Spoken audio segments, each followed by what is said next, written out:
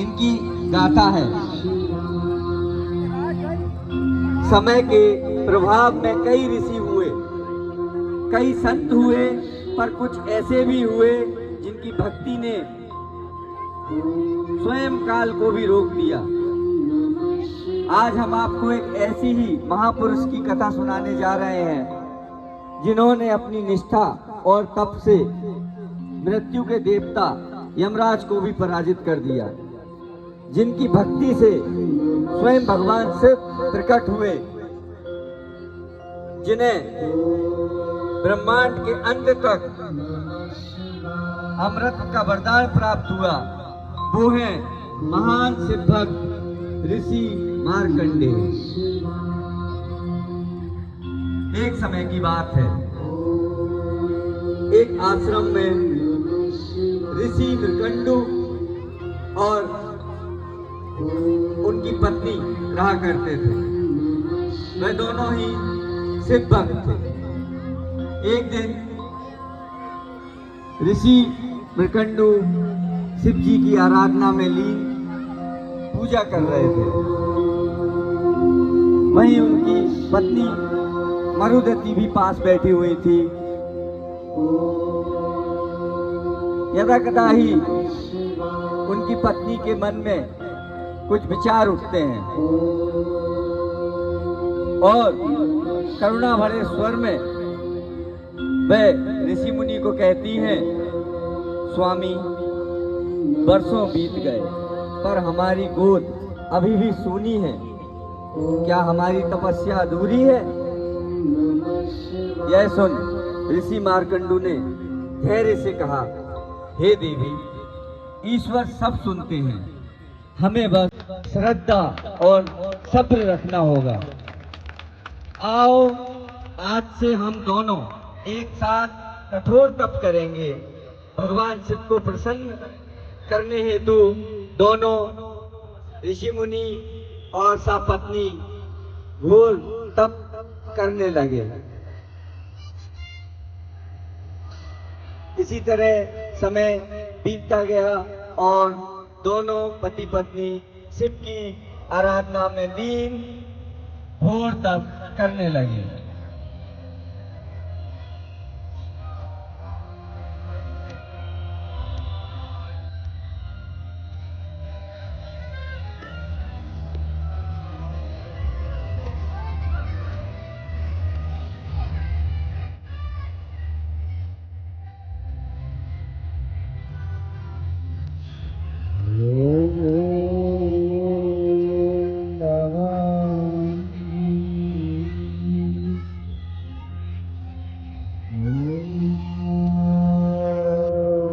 कई वर्षों तक घोर तपस्या, घोर तप के बाद वो दिन आ गया जब इनकी तपस्या से प्रसन्न हो स्वयं शिव जी ने पृथ्वी पर आए और ऋषि मुनि एवं उनकी पत्नी के समक्ष प्रस्तुत।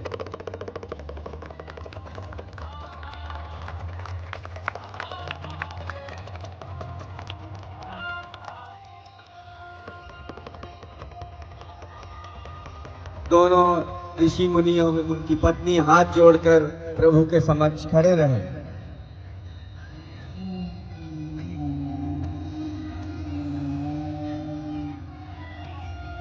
शिव जी प्रसन्न होकर कहते हैं, हे ऋषि मुनि, हे सपत्नी, तुम दोनों की कठोर तपस्या से मैं प्रसन्न हूं।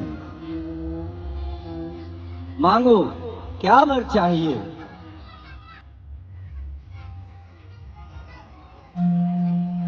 ऋषि मांडो विनम्रता से महादेव से कहते हैं, हे महादेव, हमारी केवल एक ही इच्छा है, हमें एक तेजस्वी पुत्र की प्राप्ति हो। भगवान शिव कहते हैं मुस्कुराते हुए, तथास्तु, लेकिन ध्यान दो, तुम्हें दो विकल्प मिलते हैं। या तो एक साधारण सा पुरुष जो दीर्घायु होगा, या एक महान तेजस्वी पुत्र जिसकी आयु केवल 16 वर्ष होगी। तुम्हें जो उचित लगे वही चुनो। यह बात सुनकर मार्कंडू और मरुदती दोनों एक दूसरे की ओर देखते हैं और मांडूक शिव जी को उत्तर देते हैं, हे प्रभु, हमें ऐसा पुत्र चाहिए जो यशस्वी हो, महान हो, चाहे उसकी आयु अल्प क्यों ना हो। तभी भगवान बोलते हैं, तथास्तु, तुम्हें एक तेजस्वी पुत्र प्राप्त होगा, परंतु याद रहे उसकी आयु मात्र 16 वर्ष की होगी। पर यदि वह सच्चे भाव से मेरी भक्ति करेगा तो उसका भविष्य भी बदल सकता है। ऐसा कहकर शिव जी अंतर्ध्यान हो गए। हर हर हर हर।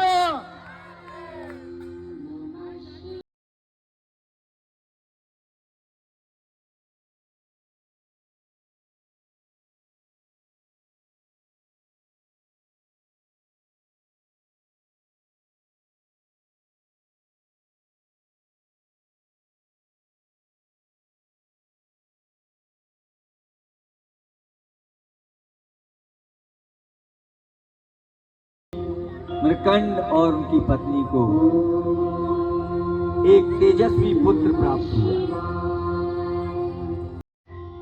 वह पुत्र कोई साधारण पुत्र नहीं था, वो शिव जी का परम भक्त था। जैसे जैसे उसकी आयु बढ़ती गई वैसे वैसे ही उसकी भक्ति भी बढ़ती गई।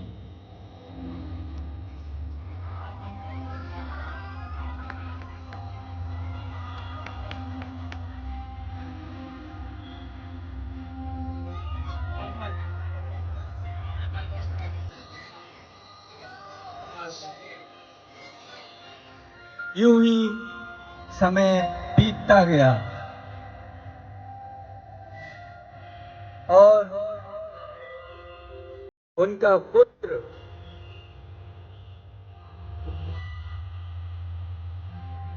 मार्कंडेय ध्यान में लीन पास ही माता पिता के बैठा रहा।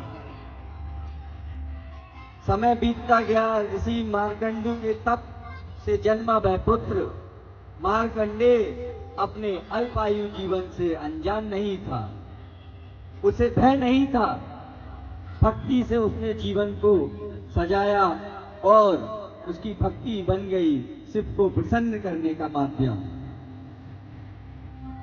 एक दिन मार्कंडू अपने पुत्र मार्कंडेय से कहते हैं, तुम्हारी आयु अब 5 वर्ष हो चली है। हमें भय है कि 15 वर्ष हो चली है और हमें भय है कि 1 वर्ष बाद तुम्हारी आयु समाप्त हो जाएगी। मरुदती की आंखों में आंसू आ गए। बेटा, तुम्हें हमसे अलग होने का भय नहीं लगता? माँ पिता श्री मार्कंडेय कहते हैं, माँ पिताश्री, मैं मृत्यु से नहीं डरता, क्योंकि मैं शिव की शरण में हूँ। जब तक मेरा मन भगवान शिव में लीन है तब तक कोई भी शक्ति मुझे छू नहीं सकती। और मार्कंडेय उठकर शिव जी के शिवलिंग के पास चला जाता है और शिव जी की आराधना में लीन हो जाता है। हर हर हर हर।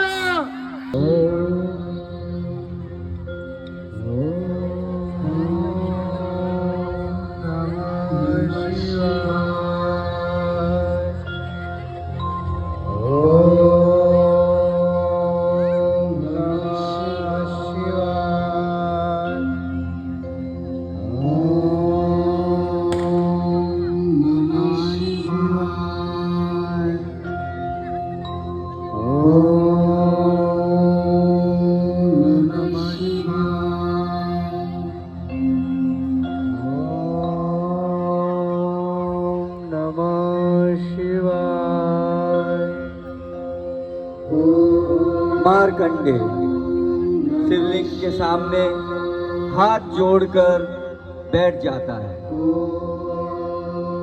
और कहता है, हे भोलेनाथ, मैं जानता हूं कि मेरी सांसें गिनी हुई हैं, पर जब तक मेरी सांसें चले वह केवल आपके नाम में बीते। मुझे दीर्घायु नहीं चाहिए, केवल आपकी भक्ति चाहिए। और ऐसा कहते हुए वह ओम नमः शिवाय का जाप करता करता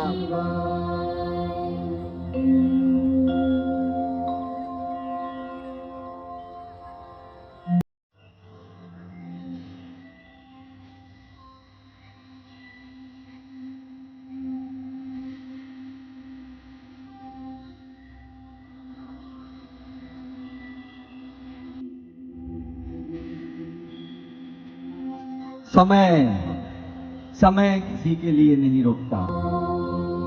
समय ने अपनी गति को पूरी की और बालक मार्कंडेय के जीवन की 16वीं बसंत समाप्त होने को थी। मृत्यु अपने नियत समय पर आई, पर इस बार उसकी राह में खड़ी थी अडिग भक्ति। और फिर प्रकट हुए स्वयं यमराज के गण।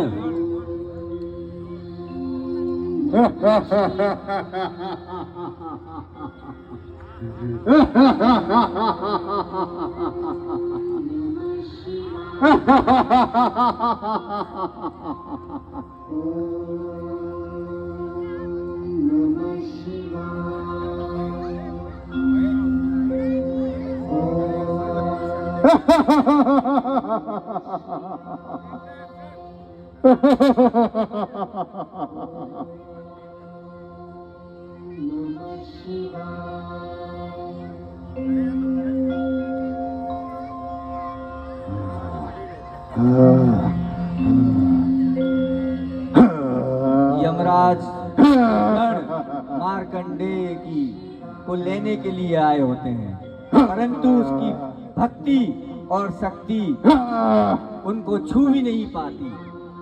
मार्कंडेय को बहुत प्रयास गण द्वारा किए जाते हैं, परंतु मार्कंडेय को छू भी नहीं पाते।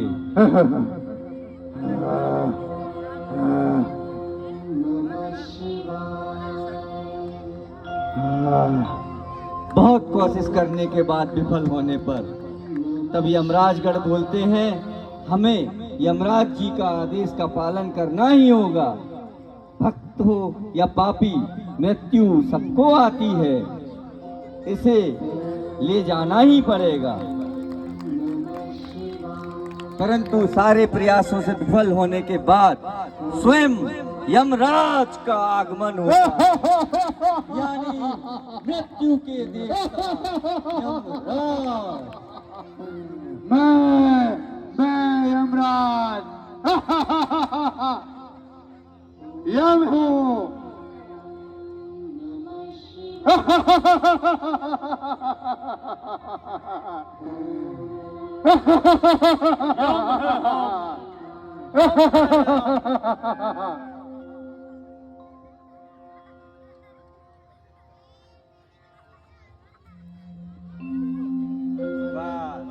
यम है हम।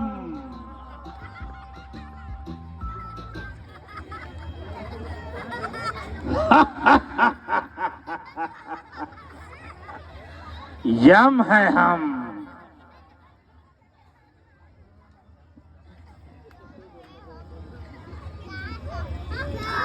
अब वह क्षण आ पहुंचा था जब काल स्वयं प्रकट हुए अपने आदेश को निभाने और एक बालक की भक्ति की परीक्षा लेने।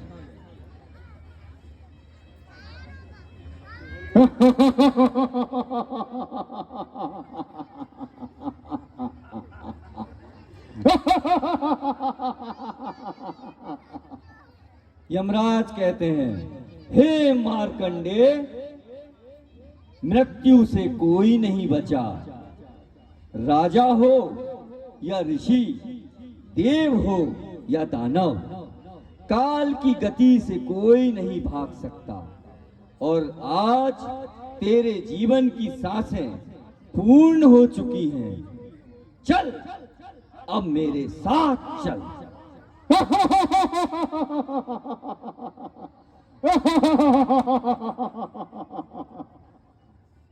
मार्कंडे धीरे से आंखें खोलता है। वह शांत है, भयहीन है। वह शिवलिंग को अपने दोनों हाथों से पकड़ लेता है।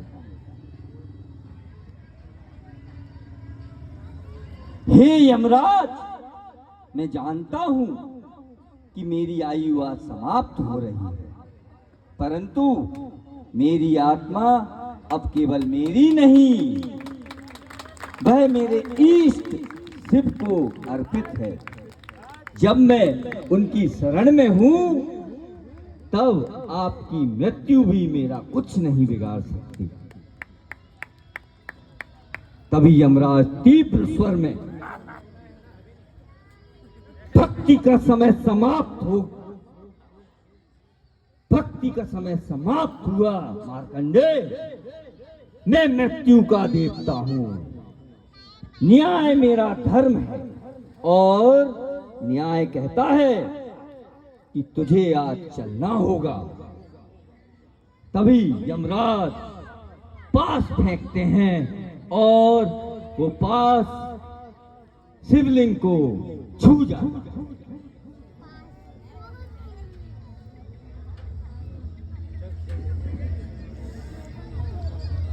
तभी बिजली चमकने लगती है चारों तरफ।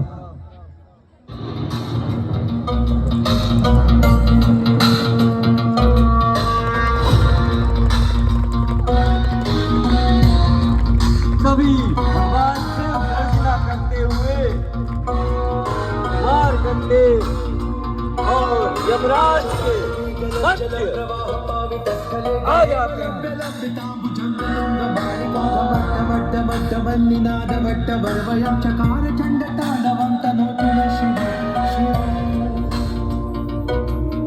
जटाकटाह संभ्रम भ्रमण्यलिम्प निर्जरी विलोल वीचि वल्लरी विराजमान मोहरी जगत् जगत् जगत् ज्वलल्ललाट पट्ट पावके किशोर चन्द्रसेन रेरति प्रतीक्षणम्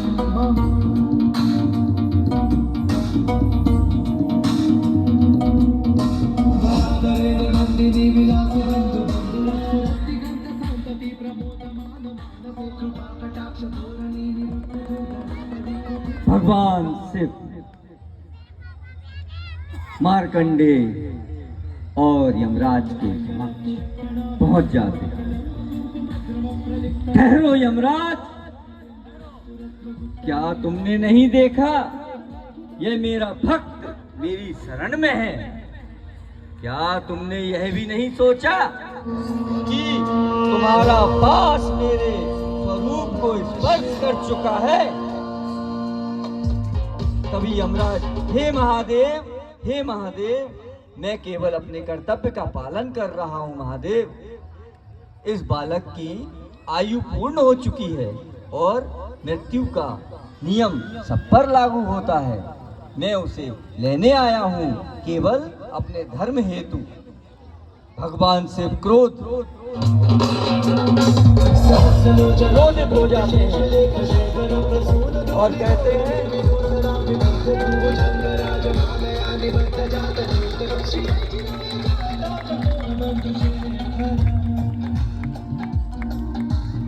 हे यमराज, धर्म का पालन तब तक उचित है जब तक वह अधर्म पर न उतर आए। यह बालक मार्कंडे मेरी भक्ति में लीन है। जब वह मेरी शरण में है तब उसे मृत्यु कैसे छू सकती है? और यमराज प्रभु के नतमस्तक हो जाता है। प्रभु, मैं आपका आज्ञाकारी सेवक हूँ। यदि आप आदेश दें तो मैं पीछे हट जाता हूँ, किंतु क्या मृत्यु का नियम एक भक्त के लिए बदल जाएगा?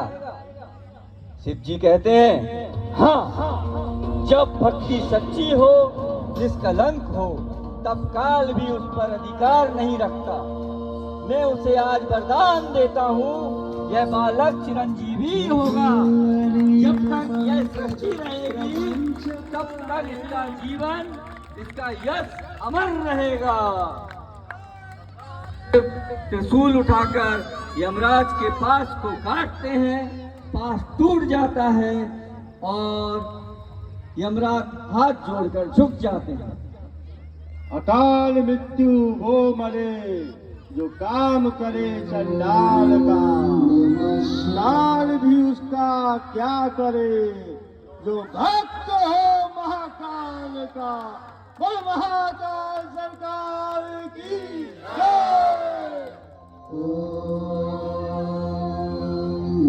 हर हर हर हर हर हर।